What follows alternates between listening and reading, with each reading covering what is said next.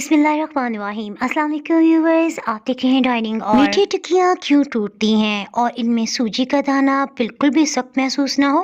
इस वीडियो में आपको सूजी और तिल से बने हुई खस्ता लेकिन मुंह में घुल जाने वाली बिल्कुल नरम मीठी टिक्कियों की रेसिपी मुकम्मल टिप्स के साथ मिलने वाली है। रेसिपी पसंद आए तो सब्सक्राइब के बटन को क्लिक कर दें और अगर आप बेल के आइकन को प्रेस कर देंगे ना तो वीडियो अपलोड होती है सबसे पहले आपको नोटिफिकेशन मिल जाएगा। इस रेसिपी के लिए हम आधा कप सूजी ले रहे हैं, आधा कप ही बिल्कुल गर्मा गर्म पानी में से भिगो रहे हैं। गर्म पानी की वजह से आहिस्ता आहिस्ता सूजी फूलने लग जाएगी। इसे ढक्कन से कवर कर देते हैं ताकि स्टीम इसके अंदर ही रहे। इसके साथ ही हम अच्छी क्वालिटी का मैदा 2 कप ले रहे हैं। मीठी टिक्कियों में हमेशा सफेद तिल का इस्तेमाल किया जाता है। ये 5 चम्मच भर की थी यानी कि आधा कप। मीठे में आप शक्कर भी डाल सकते हैं लेकिन चीनी हम ले रहे हैं ये 1 कप से थोड़ा कम है। चीनी के साथ ही हम 3 सब्ज इलायचियों को भी अच्छी तरह पीस के इसमें शामिल कर देते हैं। नारियल का बुरादा आधा कप ले रहे हैं। मीठी टिक्कियों में देसी घी या मक्खन का जायका बहुत अच्छा लगता है। शदीद सर्दी की वजह से ये जम गया, सो हमने इसे अच्छी तरह से गर्म कर लेने के बाद इसमें से 5 टेबल स्पून हम शामिल कर रहे हैं। सूजी को गर्म पानी में भीगे हुए 20 मिनट हो चुके हैं, सो इसे भी डाल देते हैं। सभी खुश इंग्रेडिएंट्स को खूब अच्छी तरह से मिक्स कर लेंगे। इससे हमें अंदाजा होगा कि इसमें गर्म दूध कितनी मिकदार में जाएगा।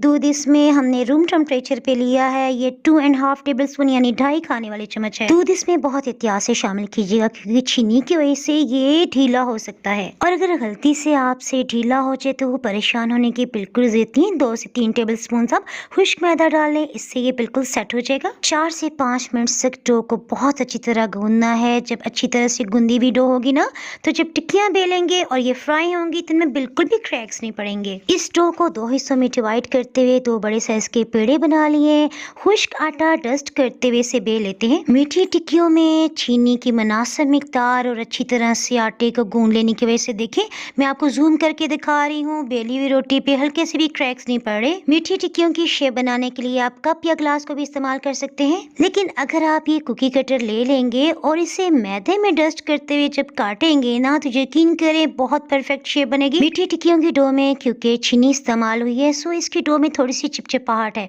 हर दफा अगर आप थोड़ा सा मैदा लगा लेंगे ना तो ये बिल्कुल भी नहीं चिपकेगा और बहुत अच्छी शेप बन जाएगी। टिक्कियों की शेप बना लेने के बाद जो बच जाने वाली डो है इसे हम इकट्ठा कर लेते हैं। इसे हम फिलहाल साइड पे कर लेते हैं। इसके साथ ही ऑयल को प्रीहीट कर लेते हैं। कैमरे को जूम करते हुए मैं आपको टिक्कियों की मोटाई को दिखा देती हूँ। अच्छी सुनहरी रंगत की एक जैसी टिक्कियां फ्राई करने के लिए हम हीट को बिल्कुल लो रख रहे हैं। अगर आप हीट को मीडियम रखते हुए इन्हें फ्राई करेंगे ना तो ये अंदर से कच्ची रह जाएंगी और चीनी की वजह से इनमें फौरन तेज ब्राउन कलर आ जाएगा। अगर आपको कहीं भी डी शेप महसूस हो तो हाथ से हल्का हल्का सा इस तरह से प्रेस करते हुए घुमाते जाएं। मीठी टिक्कियों के किनारों पे जैसे हल्की सी सुनहरी रंगत महसूस होने लग जाए इन्हें उल्टा पलटा लेते हैं। बिल्कुल लो हीट की वजह से देखें यकसान पे सुनहरी रंगत आई है और ये अंदर तक बिल्कुल पक चुकी हैं। सूजी को हमने गर्म पानी में भिगो लिया था ना तो इसका दाना बिल्कुल भी सख्त महसूस नहीं होगा। मीठी टिक्कियों को एयरटाइट कंटेनर में रखते हैं, ये इंशाल्लाह